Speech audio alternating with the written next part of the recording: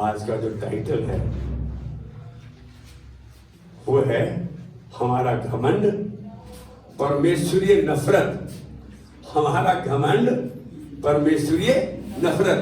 जो घमंड है परमेश्वर को पसंद नहीं। God's hatred of human pride। कैसे हो सकता है यार? हमारा परमेश्वर नफरत कर सकता है? वो तो प्रेम करने वाला परमेश्वर है। कुछ चीज ऐसी हैं जिससे उसको नफरत है। पवित्र शास्त्र बहुत साफ कहता है कि परमेश्वर को घमंड से नफरत है। मेरी बात को समझ रहे हैं? परमेश्वर को घमंड से नफरत है। यहां कोई ऐसा है जिसको कभी किसी से गिला शिकवा परेशानी या कुछ ऐसी परिस्थिति हो जिसमें कि हमारे विरोध में कह दिया हो कि हमारी बात ना मानी हो। परमेश्वर को घमंड से नफरत है। मनुष्य के घमंड करने पर परमेश्वर को नफरत है। मतलब मनुष्य, आप कैसे सोचते हैं? याकूब 4:6 स्पष्ट रूप से बताता है। याकूब 4:6। यदि मैं एक बात बोलूं, कितने हैं जो जानने में, समझने में और उस पर चलने में इच्छुक हैं? आपके पास डायरी रहनी चाहिए, आपके पास पेन और पैड होना चाहिए। पास्टर जो वचन बोल रहा है उसको लिखो, एक बार घर जाके देखो, उस पर मनन करो। अरे वचन आपके सामने एकदम साफ स्पष्ट आ जाएगा। 4:6 बताता है कि परमेश्वर अभिमानियों का विरोध करता है पर दीनों पर अनुग्रह करता है, दया करता है, तरस खाता है। परमेश्वर अभिमानियों से नफरत करता है, घमंड करता है, उनका विरोध करता है। जो कोई विरोध करेगा तो वो कैसे प्यार कर सकता है? दीनों पर अनुग्रह करता है। यह संदेश पवित्र शास्त्र में वचन के द्वारा परमेश्वर ने अनेक स्थानों पर दर्शाया है कि परमेश्वर को घमंड से नफरत। खाली घमंड ही नहीं है, और भी कुछ चीजें हैं। परमेश्वर ने अनेक बार दर्शाया है कि उसको किन किन चीजों से नफरत है, जिनमें घमंड एक मुख्य है। यदि हम नीति वचन 3:34 देखें, खाली सुन लो। नीति वचन 16:5 और 6 देखें। नीति वचन 18:12 देखें। यशायाह 2:11 देखें। फिलिप्पियों 2:3 देखें। पहला पत्रस 5:5 देखें। ये सब इन बातों का आधार है कि परमेश्वर को घमंड से विरोध है। वो जो नम्र दीन है उन पर दया करता है। पवित्र शास्त्र घमंड के साथ और भी ऐसी बातें हैं जिनसे वह नफरत करता है। अहंकार है, बुरी चाल है, उलट फेर की बातें, इनसे वैर रखता है वो। मालूम है, बहुत साफ कहता है 6 बातें हैं वरन 7 हैं जिनसे वह वैर रखता है घमंड के अलावा। हद की बात है। इसके लिए नीति वचन 6:17 से 19, नीति वचन 6:17 से 19, इन वचनों में भी ऐसी 7 बातें हैं जिनसे परमेश्वर घृणा करता है, नफरत करता है। हम सब में से कोई ऐसा नहीं है जिसने अपने जीवन में कभी ना कभी किसी न किसी से खुंदक ना खाई हो, नफरत ना की हो, बैर ना रखा हो, जलन, ईर्ष्या, ये सब नफरत के तो फल हैं।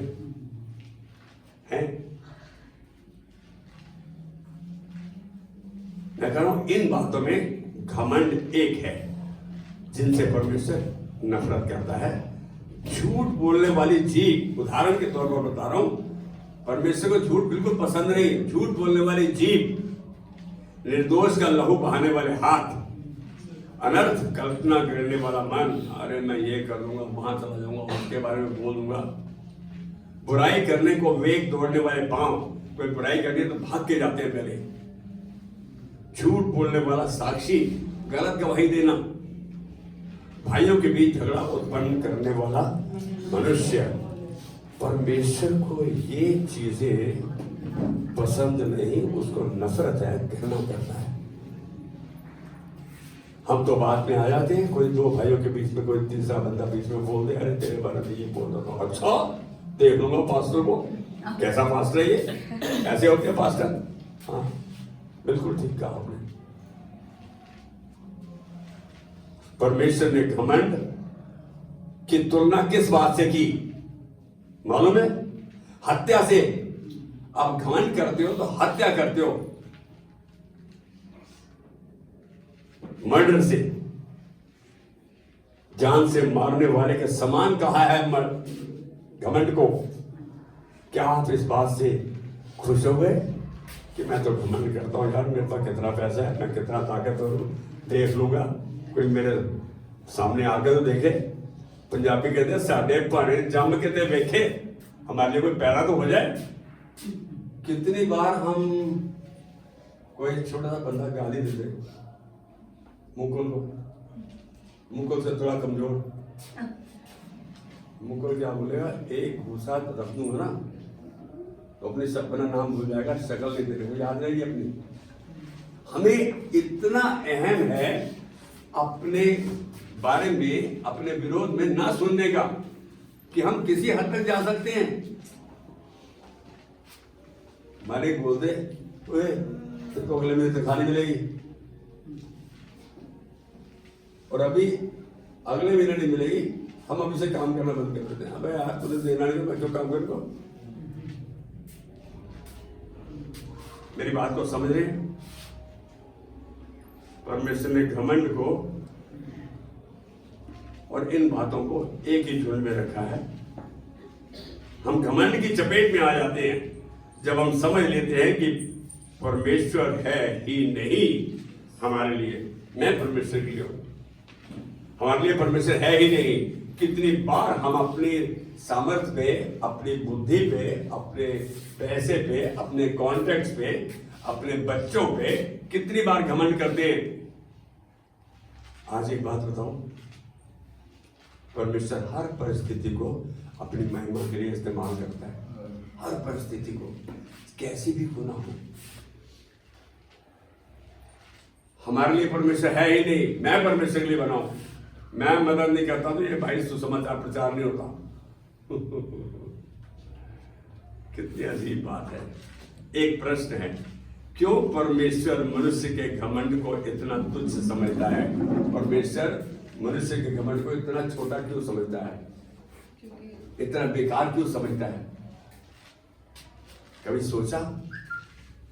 इसलिए कि यह हमें समर्पित होने में रोकता है। हम परमेश्वर के प्रति समर्पित हो, सरेंडर हो, यह हमें रोकता है, बाधा डालता है। हमारा घमंड हमें नकारा, बेकार बना देता है प्रभु के राज्य के लिए। घमंड हमें प्रभु के राज्य में इस्तेमाल होने के लिए बेकार कर देता है, नकारा बना देता है। कितनी जहरीली चीज है घमंड। एक बंदा हाथ उठाएगा, उसने कभी घमंड नहीं किया, कभी जलन, ईर्ष्या, बैर, डाह, मतवालापन कभी नहीं किया। हम सब इसके शिकार रहे हैं। क्या हम चाहेंगे ऐसी लाइलाज बीमारी को पाले? ये लाइलाज है, घमंड का कोई इलाज नहीं। जब हम अपने आप को अपनी मर्जी के अनुसार कार्य करने के प्रति समर्पित करते हैं कि मैं जो चाहूंगा कि अपने मन का राजा मैं हूं, मैं वही करूंगा, अपने आप को अपनी मर्जी के प्रति समर्पित कर देते हैं,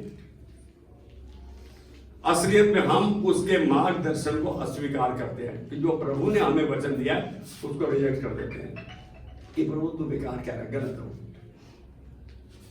ये बड़ी बात है। उसका कहना नहीं मानते। किसका? परमेश्वर का। उसने प्रभु तेरी बातें ठीक है यार, लेकिन ये काम नहीं करती। ठीक है, परमेश्वर को मना करते हैं। सच जानो कि परमेश्वर अपनी महिमा किसी से नहीं बांटता। परमेश्वर अपनी महिमा किसी से नहीं बांटता। हम सब घमंड के, नफरत के, जलन, ईर्ष्या, वैर, चुगली करना, तो किसी का बात की गलत साक्षी बन जाना, हम सब इसके शिकार रहे हैं। मेरा फायदा और यार गवाही दे दे, अपने फायदे के लिए हम कुछ भी करने को तैयार हैं। ये जानो, परमेश्वर की महिमा कब होती है? जब आप उसका कहा मानते हो, उसके कहे पे चलते हो, उसके कहे को आधार बना लेते हो।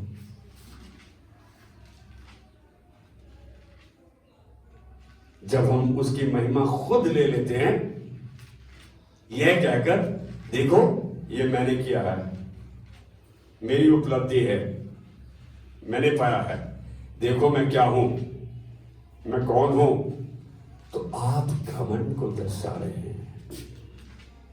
रहे हैं कि आप बहुत कुछ हैं, प्रभु से ऊपर हैं। कितनी बार जीवन में हमारे मुख के शब्द घमंड को प्रदर्शित करते हैं, दर्शाते हैं। बहुत ही जहरीली चीज है ये। हम मना कर देते हैं यह कि सामर्थ उसकी ओर से मिली, हम मना कर देते हैं, जबकि सब चीज की सामर्थ परमेश्वर ही की ओर से मिलती है। हर दान, हर भला वरदान परमेश्वर ही की ओर से है। हम में कुछ भी अच्छा नहीं, हम में कुछ भी अच्छा नहीं है। सब कुछ उद्धार, छुटकारा, ये उसकी देन है। ये सब उसकी देन है, उसकी दया है, उसका अनुग्रह है। क्या कहूं मैं, यदि कुछ भला है तो क्योंकि उसने हमारे लिए ऐसा चाहा है, तो ऐसा है, उसने ऐसा चाहा है। आज यदि आप यहां बैठकर उस वचन को सुन रहे हो कि परमेश्वर ही एक है जो हमारे लिए भला करता है, वही है जो हमारे लिए भला चाहता है, उसी लिए उसने अपने वचन को हमारे पास भेजा, यीशु मसीह को। और आज वो वचन बाइबल के रूप में हर समय, हर लम्हा, हर क्षण हमारे पास है, हमारे साथ है। हमारे साथ तब है जब हम उसको पढ़ते हैं, सुनते हैं, जानते हैं और उस पर चलने की कोशिश करते हैं। टीचर को कौन सा बच्चा पसंद है? सच बताना माने, टीचर को कौन सा बच्चा पसंद है? जो मैम का, जो मैम की बात माने। परमेश्वर को कौन पसंद है? जो उसकी बात जाने, समझे और उस पर चले। आज हमारी जरूरत क्या है? यहां साफ दिख रहा है, सब कुछ तो उसी की ओर से मिला है हमें। इस बात को परमेश्वर के हृदय के व्यक्ति दाऊद ने पहला इतिहास 29 अध्याय में 10 से 15 आयत में कहा, शोभा, पराक्रम, वैभव सब तेरा है। आकाश और पृथ्वी में जो कुछ है सब तेरा है। जो उसमें लोग रहते हैं वो भी तेरे हैं। लोगों को बढ़ाना तेरे हाथ में है। धन और संपत्ति परमेश्वर की ओर से मिलती है। हम तो कितनी बार बोलते हैं, अरे मेरे को मालूम है यार ये सब चोर हैं, अरे ये तो सब ब्लैकमेल करते हैं, लेकिन पैसा किसकी ओर से आता है? धन संपत्ति परमेश्वर ही की ओर से, प्रमोशन परमेश्वर की ओर से मिलती है।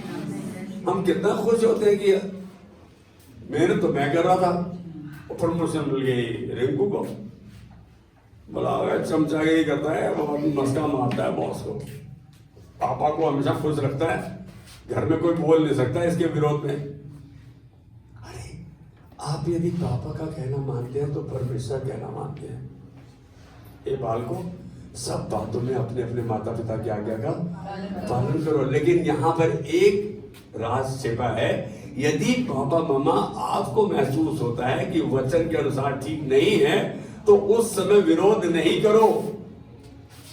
उस समय बोला बाबा मैं कोशिश करूंगा, प्रार्थना करो। परमेश्वर की जब अगुवाई मिल जाए, जब परमेश्वर की हाँ मिल जाए, तो उस समय आकर पापा से कहो पापा यदि इसको ऐसे कर दे तो कैसे होगा। पापा बोला बेटा उस दिन बोल रहा कि पापा उस दिन तो तापमान बहुत ऊपर था, उस दिन तो गर्म थे। मैं एक बात बोलूं, हम चाहते हैं कि हमारी बात मानी जाए तो हम दूसरे से सहमत हो जाए, दूसरे की बात को माने, परमेश्वर को कार्य करने दे, परमेश्वर को जगह दे कार्य करने की, उसके वचन के द्वारा। नीति वचन 16 का 18 आदेश देता है, इंस्ट्रक्ट करता है, डायरेक्ट करता है, बताता है कि विनाश से पहले घमंड, गर्व, प्राइड, विनाश से पहले, और ठोकर खाने से पहले घमंड आता है। ठोकर खाने से पहले घमंड आ जाता है। आपकी ठोकर का कारण घमंड बन जाता है, आपको पता ही नहीं। जब आदमी गिरता है ना तो संभल नहीं पाता, कहाँ चोट लग गई पता ही नहीं। गिरना आत्मिक, व्यवहारिक, भावनात्मक, पारिवारिक किसी भी रूप में हो सकता है। जब हम असहमति में होते हैं, सहमत नहीं होते। हालांकि सारा नुकसान घमंड ही से नहीं होता, सारा नुकसान घमंड ही से नहीं होता, लेकिन घमंड का अंत डिस्ट्रक्शन है, सर्वनाश है। घमंड का अंत जो है वो सर्वनाश है। जो हमारी सबसे प्रिय चीज, वस्तु, विशेष है, हम उसको हम घमंड के कारण से खो बैठते हैं। आपको पता ही नहीं, घमंड के कारण हम अपने प्रियजन को खो बैठते हैं, घमंड के कारण हम अपना धन संपत्ति, हम कई बार देखते हैं जीवन में ऐसा चक्र आता है कि आपके पास जो था सब खत्म हो गया, सब खत्म हो गया। ये मैं अपने तजुर्बे से बता रहा हूं, जीवन में जो हमने अपने आसपास होते देखा। घमंड क्यों करूं मैं? क्या घमंड अच्छा है? मैं पूछ रहा हूं, घमंड अच्छा है? प्लीज आवाज आनी चाहिए। घमंड अच्छा है? मैं कह रहा हूं अच्छा है। याद कमाल है। अब आप कह रहे हो घमंड अच्छा नहीं है। डेजी घमंड अच्छा है, अच्छा है घमंड। यिर्मयाह 9 का 23-24 कहता है घमंड करे तो इस बात पे करे कि वो मुझे जानता है और समझता भी है। ना वीर अपनी वीरता पर, ना बुद्धिमान अपनी बुद्धि पर। घमंड करे तो केवल एक बात पर कि वो परमेश्वर को जानता है और समझता भी है, परमेश्वर के वचन को जानता और समझता है। कितनी इंपॉर्टेंट चीज है। परमेश्वर ने अपने वचन के बारे में घमंड करने को कहा, लेकिन हमें अपनी उपलब्धियां, अपने काम, अपने डील डॉल, अपनी शक्ल, अपनी सुंदरता, अपने पैसे, अपने कॉन्टैक्ट्स, इन पर घमंड करने के लिए नहीं कहा, क्योंकि ये सब कुछ परमेश्वर ही की ओर से आता है। कितनी अजीब बात है कि घमंड करो, अच्छा है घमंड, लेकिन प्रभु के वचन को जानना, समझना, उस पर चलना, इस पे घमंड करो। प्रभु मैं तेरी बात मान रहा हूं क्योंकि तू मेरी मदद कर रहा है। हर भला दान, हर भली वस्तु परमेश्वर ही की ओर से आती है। अभी भी घमंड करेंगे हम,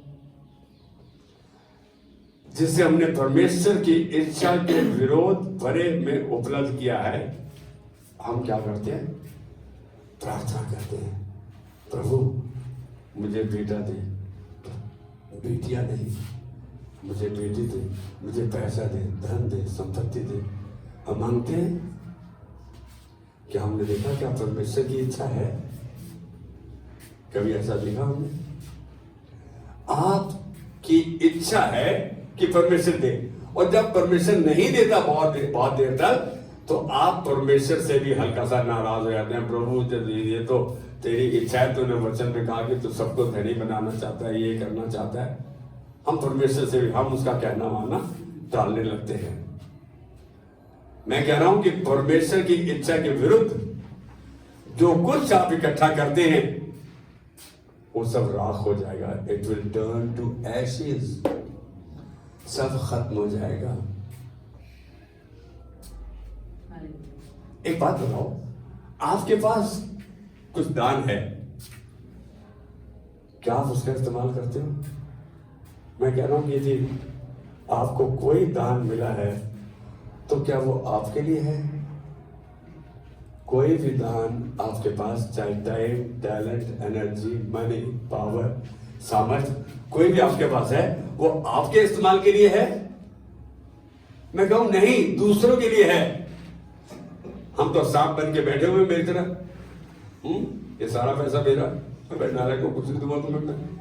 आज एक बात बोलो, परमेश्वर की इच्छा के विरुद्ध में नहीं जाए। वो सब कुछ तुम्हें उसने जुटा दिया। परमेश्वर का वचन कहता है उसने हमारे जीवन और धार्मिकता के लिए सब कुछ जुटा दिया है। यीशु मसीह ने कलवरी क्रूस पर कहा इट्स ऑल फिनिश, सब खत्म हुआ। तो हमारा केवल उसके वचन पर विश्वास करना, उसके वचन को समझना, उसके वचन पर चलने की हमारी जिम्मेदारी है, हमारी जरूरत है। मैंने घमंड को दोनों शब्दों में दिखा दिया कि घमंड किस बात पे नहीं करना। घमंड उन 7 बातों कह रहे जो परमेश्वर ने दर्शाई, लेकिन घमंड करो तो केवल एक बात पर कि आप परमेश्वर को जानते हैं और समझते भी हैं। परमेश्वर की इच्छा, उसकी मर्जी, उसकी कहे गए वचन के विरोध में यदि आपने कुछ इकट्ठा किया, इट विल ऑल सब खत्म हो जाएगा, आप उसका इस्तेमाल भी नहीं कर पाएंगे। मालूम है सुलेमान ने सबोपदेशक की पुस्तक में कहा कि धनी अपना धन इकट्ठा करता है, धनी का धन उसे रात में सोने नहीं देता, लेकिन मजदूर है कहता है उसका परिश्रम से आराम को रात को सो जाता है। कितना मुश्किल है। धन ज्यादा होना आपके बेआरामी का कारण हो जाता है। इसको कैसे संभाला जाए? और यार कोई देख तो नहीं रहा है, अरे इनकम टैक्स वाला छापा ना पड़ जाए। सच बात तो यही है। मैं आज एक बात कहूंगा, प्रभु की इच्छा को जानने की कोशिश करो। उसकी इच्छा एक है कि पहले तुम उसके धर्म और राज्य की खोज करो, बाकी सब चीजें, बाकी सब वस्तुएं जो तुम्हें चाहिए वो तुम्हें दे दी जाएगी। इंग्लिश वर्जन बोलता है ऑल अदर थिंग्स शैल फॉलो, तेरे पीछे पीछे आएंगी। केवल अब आपका मेरा काम नहीं है कि हम प्रभु के वचन को जाने, समझें और उस पर चलें। जो आपकी जरूरत है वो परमेश्वर पूरी करेगा, ये उसका वादा है। मैं कहूंगा कि इसके लिए कैसे पात्र को, कैसे बर्तन को प्रभु इस्तेमाल करता है? टूटे हुए बर्तन को। घड़े में पानी भर लो, वो पानी किस काम का?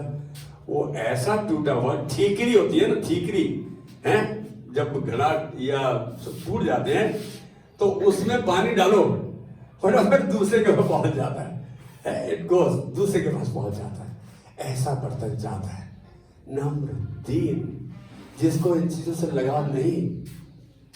परमेश्वर चाहता है कि आप टूटे बर्तन की तरह, जिसका वो मैक्सिमम यूज करता है, सदुपयोग करता है। मैं कहूंगा ये जीवन का सिद्धांत है। टूटा होना ही परमेश्वर के इस्तेमाल की जरूरत है।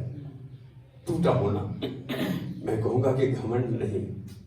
Brokenness is God's requirement for maximum use. आज हम निर्णय लें कि प्रभु मैंने तो जीवन में बहुत स्थानों पर घमंड किया है, अभी भी मुझको लगता है कि प्रभु मैं कहीं ना कहीं इससे प्रभावित हूं। आइए अपनी आंखें बंद करेंगे। प्रभु आज तूने साफ दर्शाया कि हमको घमंड नीचे गिरा सकता है, तोड़ सकता है, खत्म कर सकता है, हमारे जीवन की प्रक्रिया में विनाश ला सकता है। आज हम प्रभु निर्णय लेते हैं कि अब घमंड करेंगे तो तेरे वचन के बारे में क्या हम उसे जानते हैं, समझते हैं, उस पर चलते हैं। क्योंकि तू हमारी मदद करता है, तूने हमें अपना वचन दिया, वचन मेरे पांव के लिए दीपक, तेरा वचन प्रभु हमारे पांव के लिए दीपक और मार्ग के लिए उजाला है। और दाऊद तेरे हृदय के व्यक्ति ने कहा, प्रभु मैं तेरे धर्म में नियमों का पालन करूंगा। तेरा धन्यवाद प्रभु, तूने आज इन बच्चों की विनती सुन ली है। जब हम तेरे वचन का कहना मानते हैं, सहमति में होते हैं, तो शांति, आनंद, छुटकारा, बहुतायत ये हमारे जीवन का हिस्सा रहता है। आज हम तेरे अनुग्रह को ग्रहण करते हैं जो हमारे जीवन की हर परिस्थिति के लिए पर्याप्त है। हम इस परिवार में, इनके एक्सटेंडेड फैमिलीज में, इनके अंदर प्रभु तेरी महिमा को देखते हैं, यीशु मसीह के नाम में। आमीन। कभी घमंड करने लगो तो हल्का सा याद रख देना कि परमेश्वर को पसंद नहीं है, परमेश्वर को नफरत है।